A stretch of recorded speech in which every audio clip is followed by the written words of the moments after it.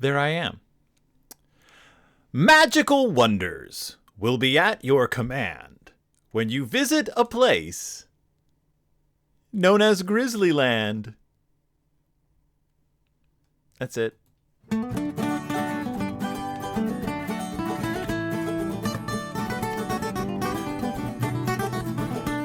Welcome back to Deep in Bear Country, a Berenstain Bearcast. I am your host, Phil Gonzalez, and this week, we are going on a magical journey. I was going to say journey, then I was going to say voyage, then I started saying Verney, and then that didn't make any sense, and then I almost said virgin, but then I was like, virgin voyage? It's not really our virgin voyage. This is the 400 and something odd episode of Deep in Bear Country, a Berenstain Bearcast, a podcast where I go through every single Berenstain Bears book ever written, and we are in the 2018s now. Can you believe it? Oh, and also, I have my headphones on. Don't need those. I was like, why does my voice sound really weird and muffled? Oh, but my hair, I'm doing a hair update in every episode now. Every episode where I record by myself, hair update, my hair looks awful. I can't do anything with it anymore. I need to get a haircut in a major way. I have to get a haircut so bad. But every time I think about it, it's like the end of the day, and I just do not have the time to squeeze in a haircut. One of these days, I'll get a haircut.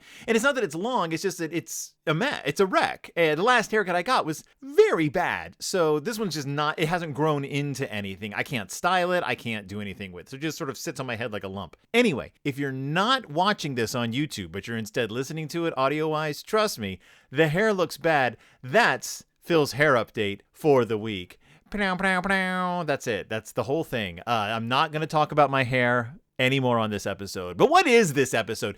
So I've been having a lot of guests on the show, and that's great, and I love having guests, and I was going to have a guest on to discuss this week's topic, but I decided I didn't want to, mostly because the last time I discussed this topic with an expert on this topic was years ago. It was like maybe the first year I had the show, and they were charming, delightful. It was a great episode, but in the intervening years, this topic has become different. It's become people who are experts on this topic now, they occupy a different place in my cultural brain. Like I just don't think I have the wherewithal to sit across from somebody who knows a lot about this subject and deal with them on the level. I can't be on the level with somebody right now who is an expert on such a weird and touchy topic. That's right. This week we are discussing the weird and touchy topic of Disneyland.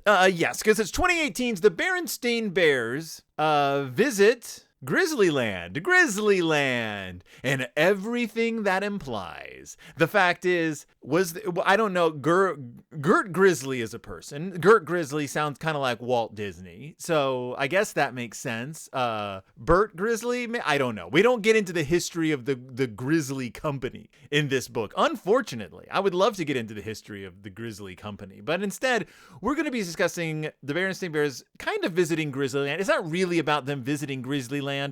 It's mostly about Papa not having a good time at Grizzlyland, which is fair.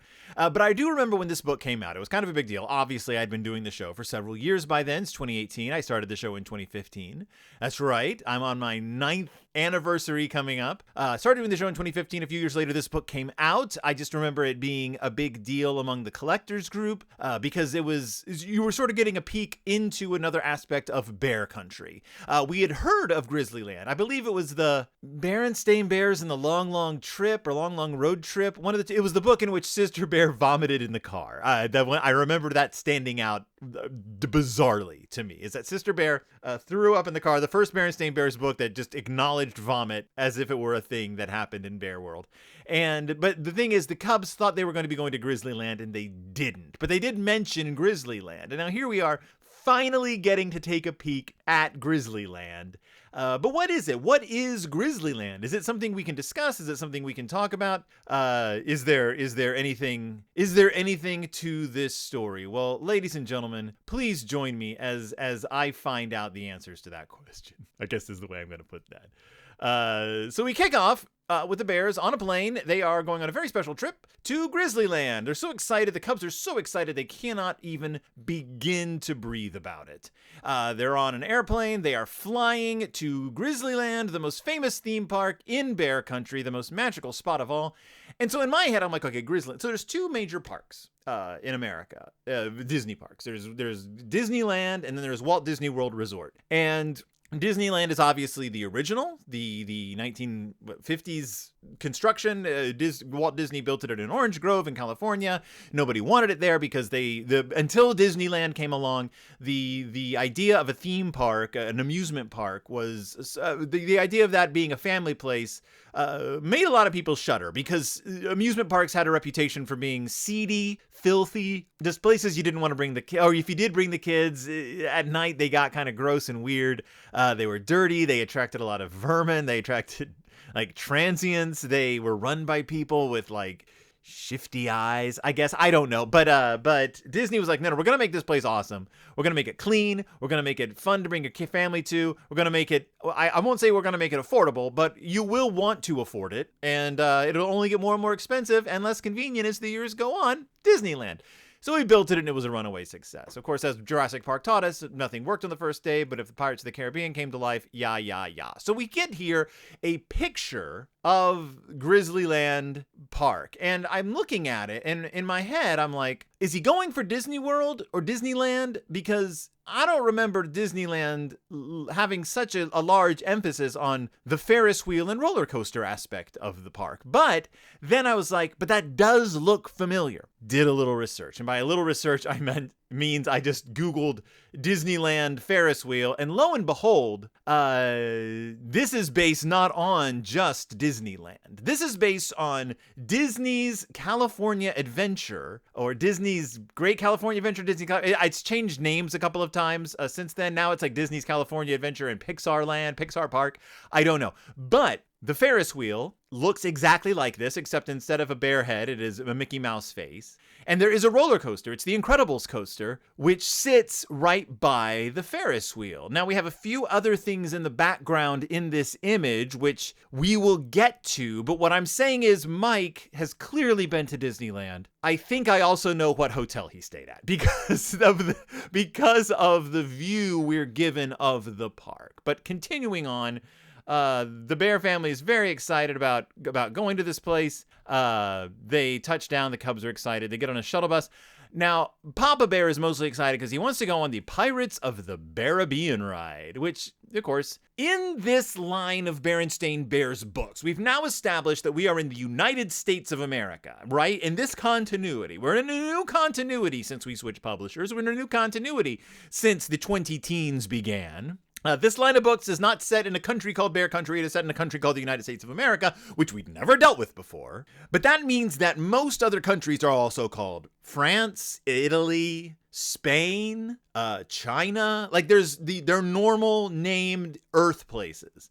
Until we get to this, the Pirates of the Caribbean, which betrays geographical oddities because the Caribbean, or Caribbean, if you will, is not named after it's not like the people being, the human being.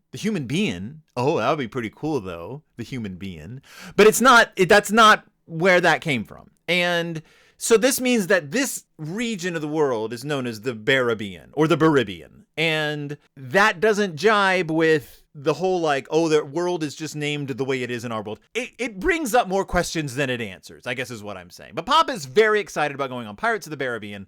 And that leading me, and because of the logo it shows floating above Papa's head, very similar to the logo of the movies, which means that the movies most likely exist. I believe they do exist. I think we've touched on the Pirates of the Caribbean movies with Captain Jack Sparrow. I don't remember, but I know that this exists. The Bear World, if nothing else, sure does replicate our IP films and their accompanying franchises. So Papa's excited. He wants to go on Pirates of the Caribbean. It's a fun ride. The actual ride. Fun ride. If I remember, little backstory. I have been to Disney parks twice in my life. Both times, I believe, in the 80s. Once was in the mid 80s. I went when I was in 4th grade. And once I went my freshman year in high school with my friend David and his father. And that was in 89, I think. 89 or 90, I believe. But to me, so because that's when I went, that was like the heyday of Disney parks, like in my imagination. The heyday of Disney parks is the 80s. Because you could still just walk up to characters and take your picture with them. Can you still do that, or do you have to wait in line?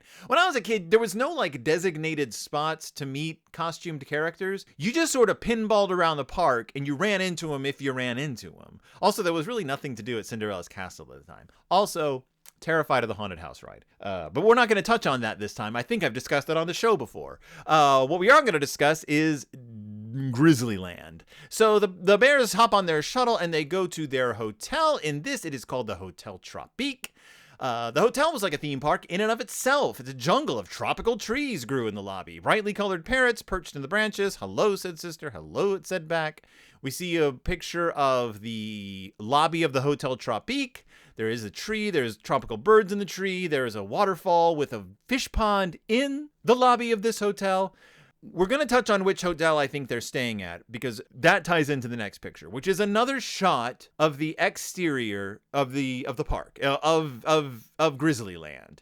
And we see they're on the balcony of their room. They're looking out over a swimming pool. But then we see the roller coaster. We see the Ferris wheel. We see a shuttle, like the people mover, the monorail. We see what looks to be the Tomorrowland rocket ship ride. We see some shops and buildings in the background. We see what looks like a castle, like the thing, the top of a castle, like battlements. But it could also be like the Tom Sawyer part, like land. I don't remember. It's a land, like a cabin land. We see what looks like Splash Mountain in the background, and then we see a castle even further back. The picture is a lot clearer in the original drawing that we see when we first hear about Grizzlyland.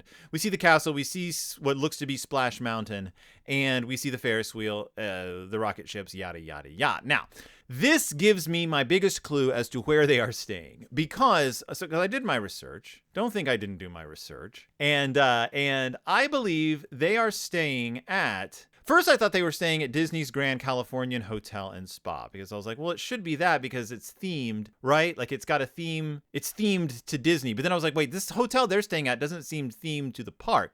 Then I realized they must be staying at the Westin Anaheim Resort because if you stay at the Westin Anaheim Resort, you are positioned perfectly to see the Incredicoaster and to see Paradise Pier, which is where you see the Ferris wheel. Now, you can't see the Mickey Mouse face from Paradise Pier if you're staying at this hotel. But in the picture Mike provided, the roller coaster is closer to the hotel than the Ferris wheel, which and now it's called Pixar Pier, by the way, which means that he just drew the face on the other side of the Ferris wheel just for consistency's sake. But they must, and they're very close. You can tell from the drawing that they're very close to the park. Like it looks to be just like right across some bushes, which if you're staying at the Anaheim is exactly where I'm gonna pull this up just so people following along on YouTube can tell. So hold on one sec. Let me pull this up. I know this is captivating for everyone, but so if you're looking at it here, you can see that we've got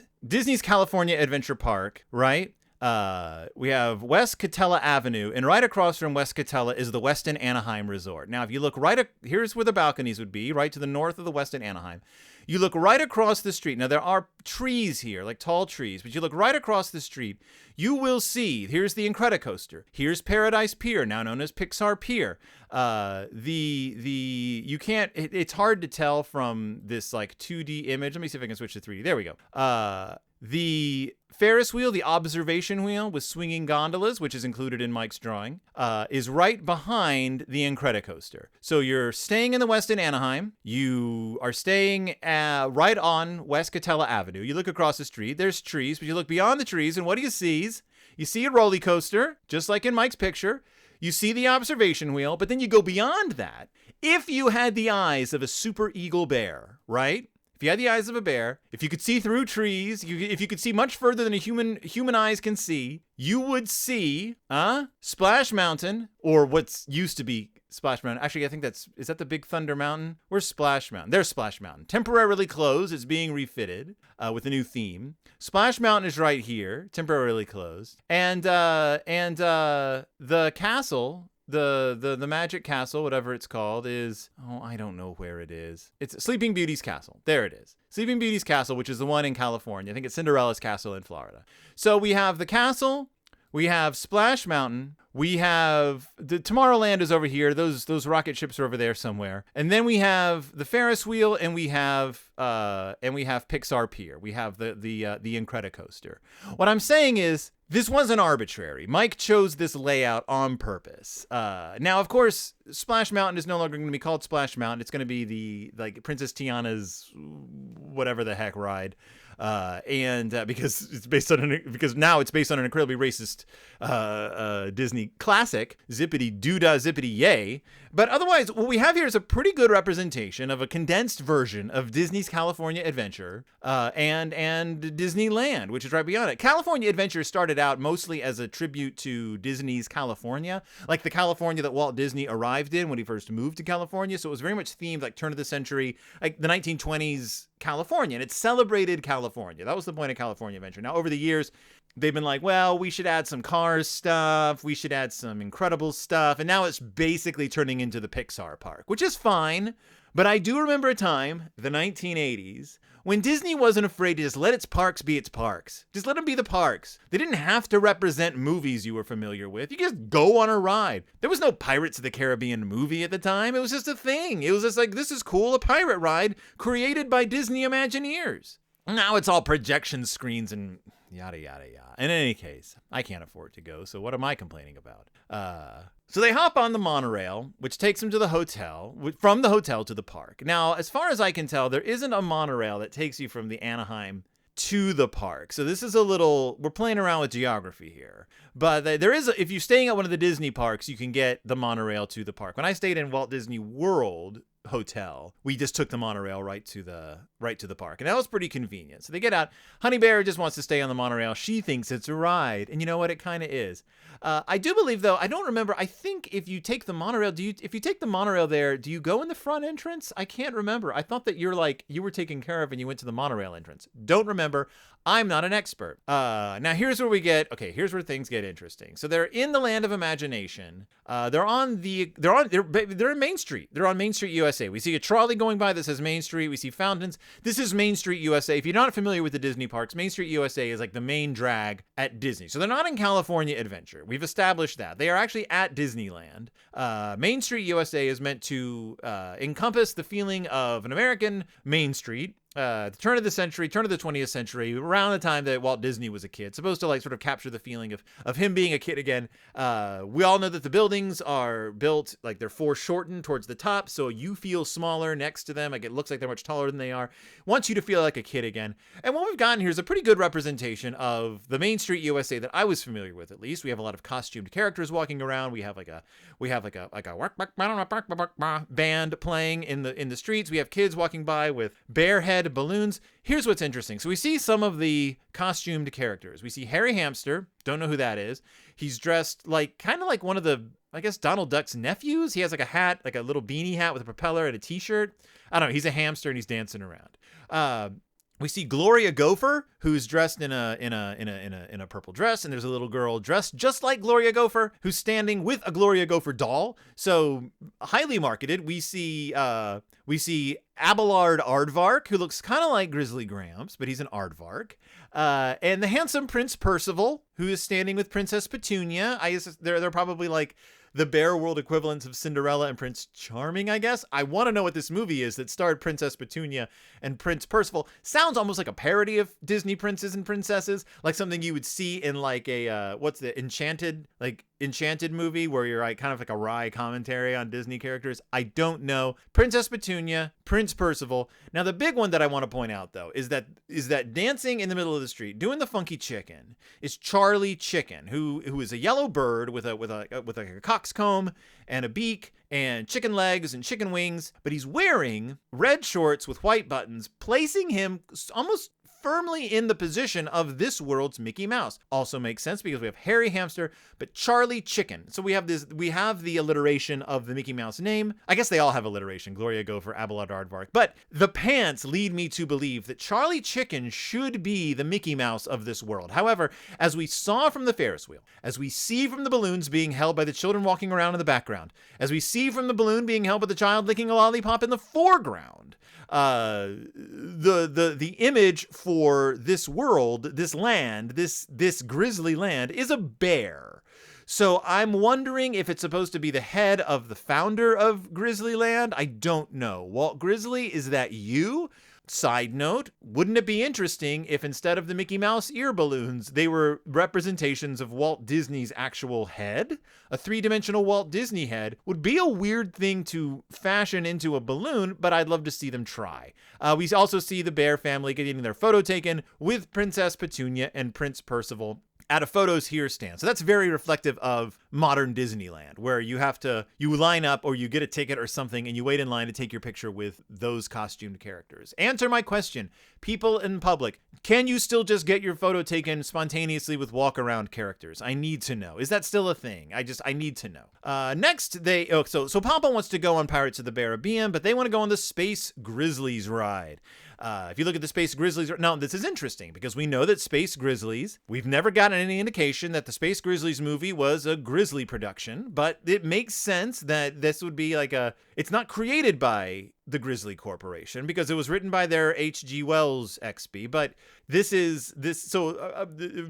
much like Treasure Planet, much like Hunchback of Notre Dame, much like many of their movies, the Grizzly Company has adapted a work of science fiction literature into a film, which is now adapted into a ride. This is the Space Grizzlies ride. It is an interior loop-de-loop roller coaster that is clearly meant to be Space Mountain. I love that they that they're going on Space Mountain. Now, this is also an interactive roller coaster. So not only is it a up and down loop-de-loop interior dark ride, it also has an interactive functioning just like the Buzz Lightyear ride where you shoot the enemies with guns they've given you. Also, Honey Bear is not buckled in. She's sitting on Mama's. None of the bears are buckled in. So you're on a loop-de-loop roller coaster in the dark, shooting at things out that are popping up to the left and the right and in front and on top of you. You have nothing securing you into your seats, and you're allowed to carry a baby on your lap. This is the most exciting ride I've ever seen at any theme park in my short life. I absolutely love it. What a dangerous ride. Thank you, Mike Berenstain. Oops, went the wrong direction. Papa wants to go on Pirates of the Caribbean, but you know what? Let's go on the spinning honeypots. Now, the spinning honeypots are, of course, based on the spinning teapot ride or teacup ride from Disney World, Disneyland. And teacups are, of course, part of the Alice in Wonderland ride. Makes a lot of sense. So spinning rides were not invented by the Disney company, but they were popularized and are now known as teacup rides. You sit in them, you have a wheel in the middle, you can turn the wheel to make your car spin around, and while your car is spinning around, you are spinning around so you're spinning and you're also like revolving around a fixed point. So it's dizzying and disorienting, but you have a little bit of control over how fast you go. Not so in this one. There's no interior, there's no central wheel in this. So you're just whipped around at random. I like that you're in a honeypot. They're beautiful honeypots. There's a beehive in the middle that you seem to be circling around with little bees, like little fake bees floating around it. It's a nicely themed ride. I wonder if it's based on a movie. Could be based on their Winnie the Pooh. Now, because Winnie the Pooh, not a Disney character, could have been adapted by the Grizzly Corp. All right, think about this though. In the bear universe, is Winnie the Pooh a bear? Is he? Or is he a skin boy? Is he a skin boy? A boy made of skin? Is it the story of a stuffed bear who has a human toy, like a human child, like Totem or like Poppet, that he's like, this is my boy. And they're like, this is a good story for children. Is that it? Who are the other animals in their Winnie the Pooh? Do they have a Winnie? Is that what this is based on? Because it makes sense. Winnie the Pooh loves his honey. Old bear, he loves his honey. He fights the bees. Never got to show him my bee business. Then they stop off so when Disneyland first opened, it was sort of franchised out. Like the different areas, the different rides were franchised out to different companies. So like, Conglomcos would present like Space Mountain, and like McDonald's would control the restaurants in the park. But gradually that fell away. I believe it's come back now. Like, I know that in the Pixar world, there's like a Starbucks, like that's the coffee shop. But it seems like, so this is 2018, so it seems like that never ended in Bear World. Or maybe it started up again in the 20-teens. I'm not sure. But there is a Burger Bear in Grizzlyland. It's a 1950 style Burger Bear, so it's got some theming going on. We're not angry about it. We've got some theming.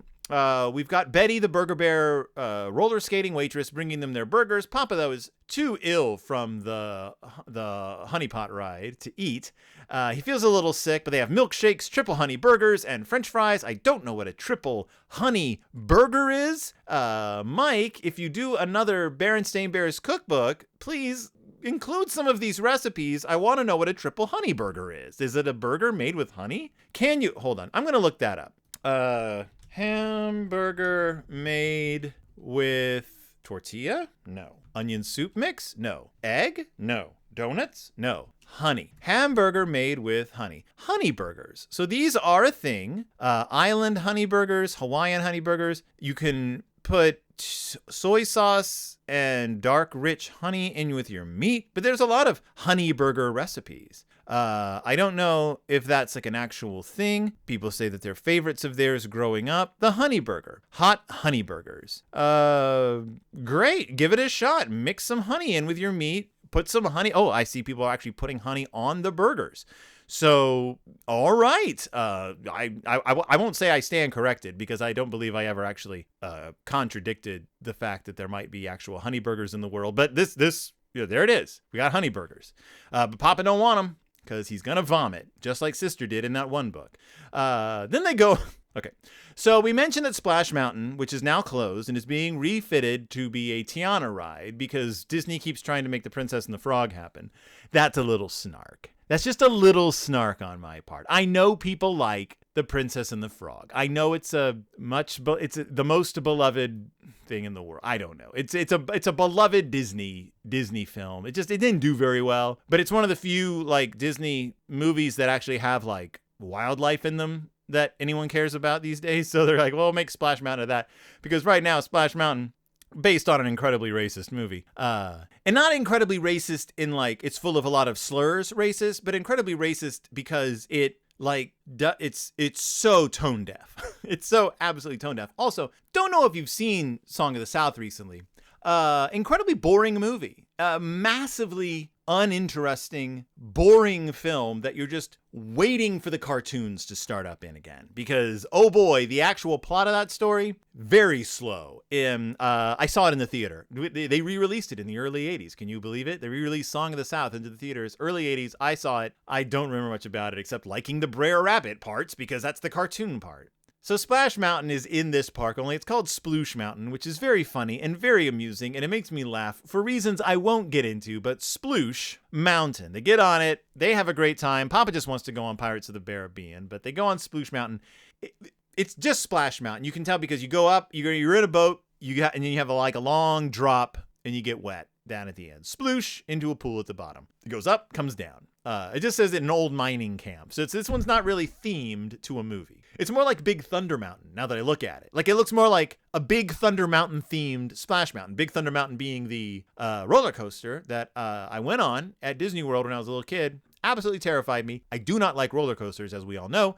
The other story is that we waited in line for a long time to go on Space Mountain. We got up to the front of the line.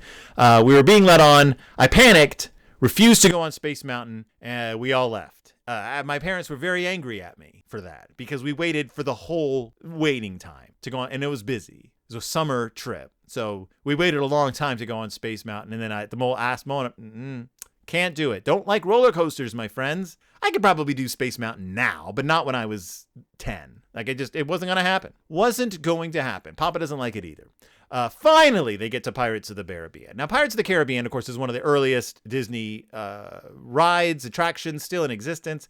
It's got a little boat drop in it. Many people forget that until they get back on the ride, and you're like, oh, right, there's a little thrill part. You go down really fast. It's unexpected. It's cool. I always liked that. I've been on Pirates of the Caribbean a few times. Not since the movies came out, I haven't been. The last time I went was in the 80s when it was strictly Walt Disney wanted a ride with a bunch of pirates. It was also very un-PC. There was a lot of women being chased around by pirates, things like that, a lot of drunkenness. Now, I know they've sanitized it quite a bit. They've taken out some of the more questionable things. They've added stuff from the movies, which is fine. It's pirates. It's supposed to be fun. It's not supposed to make you actually think about what went on when, like, Pirates of the Caribbean attacked your town. Like, you're not supposed to want to live that. That's not fun at all. Like, pirates weren't family friendly at the time at all. Like, they still aren't. Like, pirates on the open sea still exist. And we talked about this when the Berenstain Bears pretended to be pirates.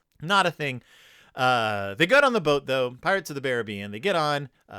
They go through the themed area. Like, it's all themed, just like Disney. Like, you even the line is you are entertained while you're waiting to go on the ride. They get on the boat. There's a voice going, "Beware, beware," and then it goes through a pretty cool representation of Pirates of the Caribbean. Just, it's huge. The set is huge. You've got a pirate ship firing on a town. You got the town firing back. You can tell. First of all, you can tell Mike loved doing this whole book, because this book is nothing if not filled with 2-page spreads. It's all 2-page spreads. And this is a huge one. We've got a skull rock in the background. We've got presumably animatronic seagulls. I hope they're animatronic seagulls in the ride. We've got splashes in the water where the cannons are supposed to be hitting, and Papa is bouncing up and down. He's so excited, pumping his fists. His eyes are like dinner plates. He's so excited to be on this. And the Cubs and everyone else are very excited too. It's a pretty cool ride. As it says in the book, it was very exciting. And then finally we end with it just ends. Like, that's it. They go on the ride, they come out, Papa's like, "That was cool, let's do it again." And then they go on the ride. Like, that's it. That's how the story ends. The ride's over. The family laughs. And they go on, then they go back on the ride. And then we don't get to find, like, that's it. That's the last page of the story. That's, I mean, truly, whoops. I brought up the next PDF on my hard drive, which was a claim request. So don't need that. But that is the Berenstain Bears Visit Grizzlyland. Like, I don't really there's not a whole lot to say about it. Like, it's not a book. It's not a story so much. I mean, it is kind of a story. It's just goofy. Like, Papa wants to go on a ride and he has to wait. That's it. That's what kids go through at Disneyland. Did it make me want to go to Disneyland? Absolutely not. I have no desire to spend that much money and put in that much work for that much amusement. Because I don't make spreadsheets. I don't do planning. I could get us there, but then we'd have nothing to do, because I would been like, I didn't plan out the day. And you got to plan out your day if you're going to Disney, or, like, I don't know, like, rent out the whole park and be very rich and rent out the whole park. I don't know. In any case, the Bears didn't do that. They seem to have a good time. I mean, it's a lot of money to go to Disney. I'm not going to go. If someone pays my way and plans out the trip for me, heck, I'll chip in for food. I'll chip in for food. I'll buy you what's the thing? The Dole Whip. I'll buy you a Dole Whip at Disney if you pay everything else for me. Otherwise, I don't know. When I went, I went, Epcot was my favorite. I loved Epcot. That was all I cared about. We went to, like I said, I've never been to Disneyland, only been to Walt Disney World. Loved Epcot before it got all Disney themed, honestly, back when it was like, this is just an educational land. I could have spent days there. They're like, oh, go through the human body? Great. Learn about energy? Super. Journey into imagination? Fantastic. I didn't need to see a Mickey. I didn't need to see a Goofy. I didn't need to see your favorite Disney films represented, of which there were none because it was the 1980s and nobody cared about Walt Disney at the time. Remember, this is like the mid 80s, not the Renaissance 80s. So like, we didn't even have Rescuers Down Under yet. We hadn't even gotten Great Mouse Detective yet. I went to Disney World right after the Black Cauldron came out. So it was chock-a-block with Black Cauldron merch. I got a storybook there that it wasn't available in stores. You had to buy it there. There were Gurgi dolls. You don't see those much. I mean, maybe you do now because everyone wants everything now. But like, it was Black Cauldron, left, right, and center. Like that was it. But there were no favorite movies. Like nobody cared.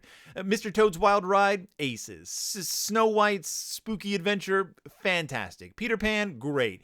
They hadn't made a movie anyone remembered in decades, and that was fine. What were they going to give us, a Robin Hood ride? We were lucky to have Winnie the Pooh themed stuff. Like, that was barely a success. Saludos amigos. I mean, I don't know. I think that Jose What's-His-Face may have been walking around at some point. When I went back in the late 80s, a little more themed, still not that themed, but they had just opened MGM studios, like Disney and MGM had that thing going on, and Ninja Turtles were walking around. That was phenomenal. Love the Ninja Turtles. But otherwise, I don't need to go back. I don't like being outside. I don't like walking around doing things. I don't like making my family happy. That's not for me. I want to sit in front of my computer with a scowl on my face and talk about the Berenstain Bears. So that's what I'm doing. Otherwise, thank you so much for listening. Thank you so much for joining me. Thank you so much for being a part of this great bear family. It's wonderful. It's grand. It's great. It's super. It's amazing. I have 2 other shows. It's Del Toro Time that I do with my child Willow, where we discuss spooky things, and Pizza Toast that I do with Christy Admiral, where we discuss YA things. Check those out. Pizza Toast is still on hiatus. We'll be coming back at some point. But there's tons of episodes. Check those out if you want to hear me talking about children's books. Check out It's Del Toro Time if you want me to hear me talking about spooky books or movies, or just sometimes just movies. A strange amount of Bergman in there. Also, all of my shows are on YouTube. Once I record them, I just throw them up on YouTube. So if you want to see some of the pictures from this book, check out my YouTube channel. And it's Phil Gonzalez. It's no different. Like, it's not exciting. You just get to see my face. You get to sort of see the pages of the book as I talk about them. And like what my office looks behind me. But other than that, I'm no fancy YouTuber or anything. God no. But thank you so much for joining me. Thank you so much for listening. And I'll see you all next time, deep in Bear Country.